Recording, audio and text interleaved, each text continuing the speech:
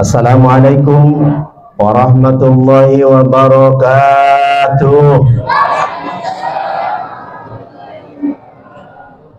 Alhamdulillah, nahmaduhu wa nasta'inuhu wa nastaghfiruh wa na'udzu billahi min syururi anfusina wa sayyiati a'malina. May yahdihillahu fala mudhillalah wa may yudlil fala hadiyalah. Asyhadu an la ilaha illallah wahdahu la syarikalah wa asyhadu anna sayyidana Muhammadan abduhu wa rasuluh la nabiyya ba'dah. Allahumma salli wa sallim wa barik ala nabiyil karim wa ala alihi wa ashabihi ajma'in, amma ba'd. Ayyuhal hadirun wal hadirat wal jamaah rahimakumullah, ittaqullaha haqqa tuqatih wa la tamutunna illa wa antum muslimun. Thumma qala Allah ta'ala fil Qur'anil aziz, a'udzu billahi samii'il 'aliim minasy syaithaanir rajiim, wasari'u ila magfiratin mir rabbikum wa jannatin arduha as-samawati wal ardu 'iddat lil muttaqin. Thumma qala an-nabiyyu sallallahu alaihi wasallam, man shoma ramadhana imanan wa ihtisaban ghufira lahu ma taqaddama min dhanbihi. Thumma qala an-nabiyyu sallallahu alaihi wasallam, talabul ilmi fariidah ala kulli muslimin wa muslimatin. Shadaqallahul azim wa shadaqa rasuluhul karim wa nahnu ala dzalika minasyahidin walhamdulillahi rabbil alamin. Hadirin wal hadirat jamaah rahimakumullah, alhamdulillah masih Allah karuniakan kesempatan kepada kita untuk menunaikan berbagai rangkaian amal-amal di bulan suci Ramadan. Sarana yang telah Allah tetapkan ini semata-mata adalah karena kasih sayangnya Allah kepada orang-orang yang beriman, dan undangan atas apa yang telah menjadi bagian anugerah Allah kepada seluruh makhluknya. Di bulan Ramadan hanya orang yang beriman saja yang diundang oleh Allah, dan disiapkan suguhan-suguhan yang telah Allah siapkan sebagai pelayanan Allah, sebagai bagian dari kasih sayang Allah kepada orang-orang yang beriman melalui saum di bulan suci Ramadan. Oleh karena itu malam hari ini Al-Fakir ingin menyampaikan sebuah kisah tentang keutamaan bulan suci Ramadan. Kisah ini diriwayatkan di dalam hadis sahih oleh Imam Ahmad. Ada dua orang hamba Allah yang pada saat zaman Rasulullah SAW mereka berdua masuk agama Islam, bersahadat di hadapan baginda Rasul sallallahu alaihi wasallam. Asyhadu an la ilaha illallah wa asyhadu anna Muhammadar Rasulullah. Dan kedua orang ini sama-sama berucap, berikrar memasuk ke dalam agama Islam, walaupun berbeda usia dan berbeda kualitas sikap respon terhadap syariat-syariat yang telah ditetapkan di dalam Islam. Kedua orang sahabat ini dikisahkan dengan berbagai amalan, dengan kesungguhan sikap mereka terhadap perintah-perintah Allah dan Rasulullah SAW. Tiba saatnya ada panggilan jihad,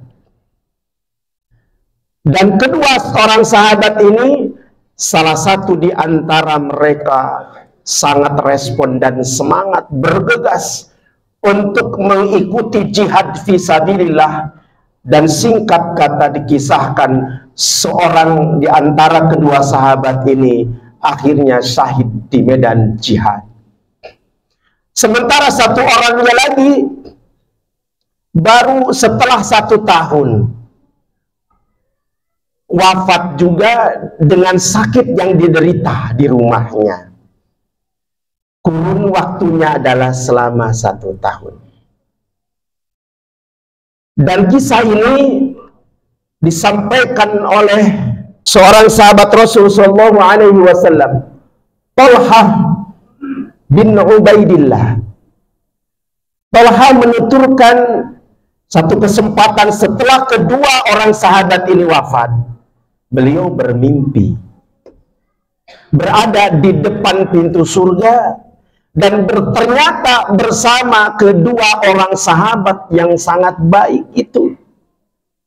Dan tak lama kemudian, singkat kisah, ada seseorang yang manggil dari dalam surga, dan ternyata yang dipanggil pertama adalah orang yang meninggal setelah 1 tahun wafatnya seorang yang syahid.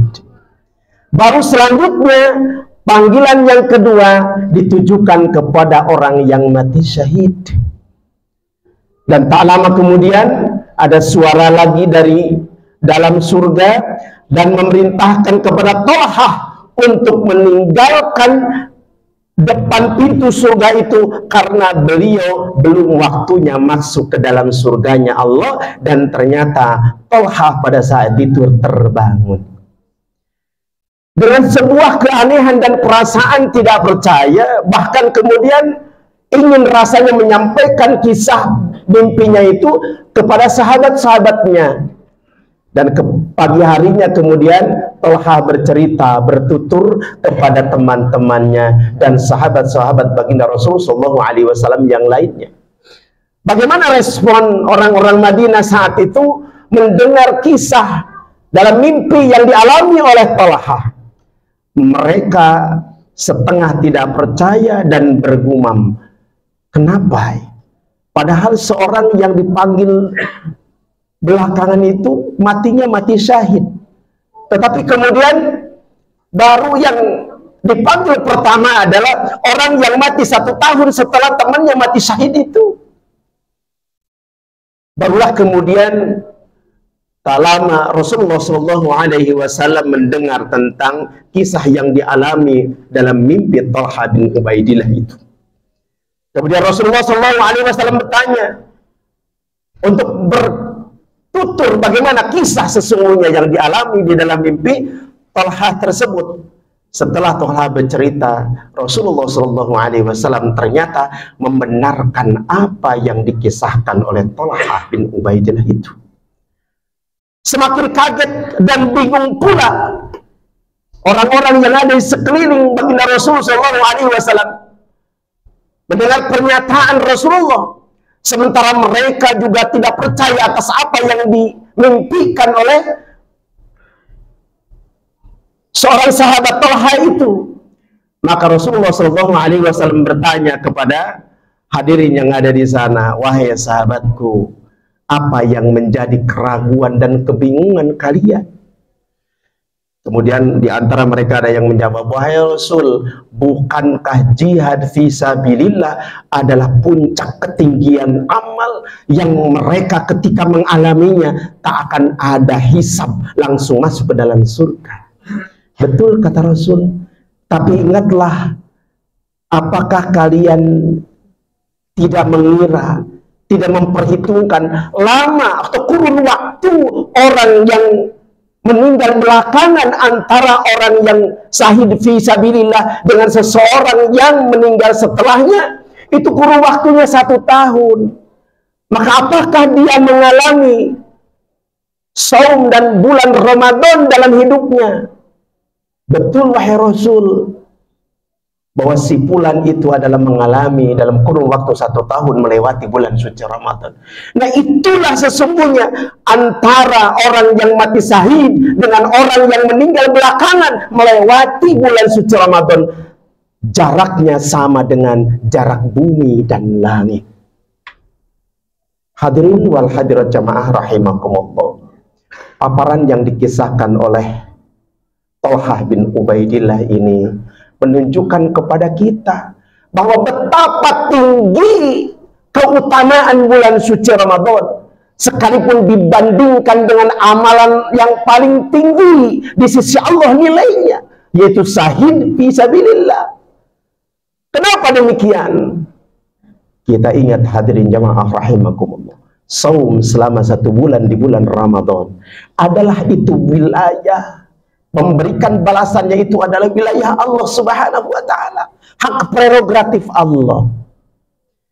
Dan di siang harinya saum, selama saum amalan ibadahnya menjadi bagian Allah Subhanahu wa ta'ala yang akan membalasnya. Dan di malam harinya, apa yang disampaikan oleh baginda Rasulullah SAW siang dan malamnya, man shoma ramadhana imanan wahtisaban ghufira lahu ma taqaddama min dambi.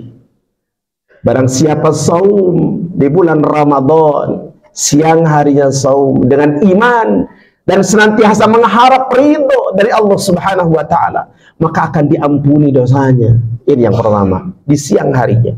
Di malam harinya, man qama ramadhana imanan wahtisaban ghufira lahu ma taqaddama min dambi.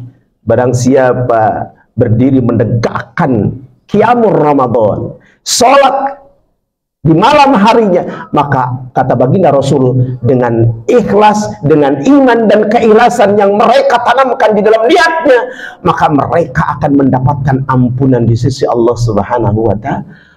Hadirin jamaah rahimakumullah, siang hari mendapat ampunan, malam hari mendapat ampunan selama 1 bulan. Akankah mengalahkan syahidnya seseorang di medan jihad? Menurut Rasulullah SAW, inilah yang berhak pertama kali untuk mendapatkan bagian masuk ke dalam surganya Allah Subhanahu wa ta'ala. Bukan berarti orang yang syahid tidak masuk surga, cuma belakangan kata Rasul, setelah orang-orang yang melakukan ibadah saum dan melakukan amal-amal soleh selama bulan suci Ramadan di siang maupun di malam harinya. Hadirin jamaah rahimakumullah, inilah satu tanda dan satu keutamaan dari sisi Allah Subhanahu wa ta'ala, betapa fadilah bulan suci Ramadan, diagungkan waktunya, amalan-amalannya dilipat gandakan oleh Allah Subhanahu wa ta'ala. Dan ada 1 malam di 10 malam terakhir, ada 1 malam yang nilainya apabila mereka orang-orang yang beriman di bulan Ramadan melaksanakan ibadah di malam itu dan kemudian sampai paginya, maka kemudian mereka akan mendapatkan balasan kebaikan sama seperti beribadah selama 1000 bulan. Ini keutamaan yang luar biasa. Begitupun amaliyahnya, amal-amal solehnya dilipat gandakan oleh Allah. Pintu-pintu surga ditutup, kebalik, pintu-pintu surga dibuka, pintu-pintu neraka ditutup, dan setan diikat, setan dibelenggu. Jadi singkat kata, tidak ada peluang bagi orang-orang yang beriman, kecuali kemudian akan mendapatkan peluang balasan surga di sisi Allah Subhanahu wa ta'ala. Karena apa? Pintu neraka ditutup, pintu surga dibuka. Penggoda selama hidup manusia, setannya dibelenggu. Namun itu selama 1 bulan hadirin. Selama 11 bulan mereka sudah mentraining downline-nya. Sehingga kemudian yang berperan untuk menggoda manusia selama 1 bulan adalah pengikut-pengikut setan. Walaupun kemudian setan pada saat itu diikat selama 1 bulan. Tapi ingat, banyak pengikut-pengikutnya. Dan jangan salah, dan kita sangat sedih kalau ada pertanyaan di bulan suci Ramadan seperti sekarang, dan ini terjadi. Ada 1 himbauan, mohon untuk menjaga persatuan dan kebersamaan kepada orang-orang Islam, orang-orang yang beriman yang sedang melaksanakan saum di bulan Ramadan. Tolong hargai orang yang tidak saum di bulan Ramadan. Ini kebalik hadirin. Dan ada pernyataan seperti itu. Nah, inilah kemudian downline yang diikat tadi, yaitu setannya Allah Subhanahu wa ta'ala. Baik, oleh karena itu hadirin jamaah rahimakumullah, tidak ada alasan bagi kita untuk tidak terus meningkatkan kesempatan dan peluang beribadah di malam hari, baca Al-Quran, tilawah Al-Quran, sholat malam, bersolawat, berinfak, sedekah. Karena itu semua adalah akan Allah balas dengan berlipat ganda. Baik, itu saja yang bisa disampaikan untuk malam hari ini. Kultum kuliah 7 menit. Mohon maaf apabila ada pernyataan dan penyampaian yang kurang pas. Sesungguhnya sholat tarawih itu sunnah muakkadah. Sholat isya adalah wajib. Tolak ilmu adalah wajib pula. Tapi karena ini dibatasi waktunya, mudah-mudahan kita senantiasa mendapatkan keberkahan di bulan ini, dan insya Allah kita akan saum di selama bulan suci Ramadan dengan imanan wahtisaban insya Allah. Demikian, mohon maaf lahir dan batin. Wallahu muwaffiq ila aqwamit thoriq wal afu minkum. Assalamualaikum warahmatullahi wabarakatuh.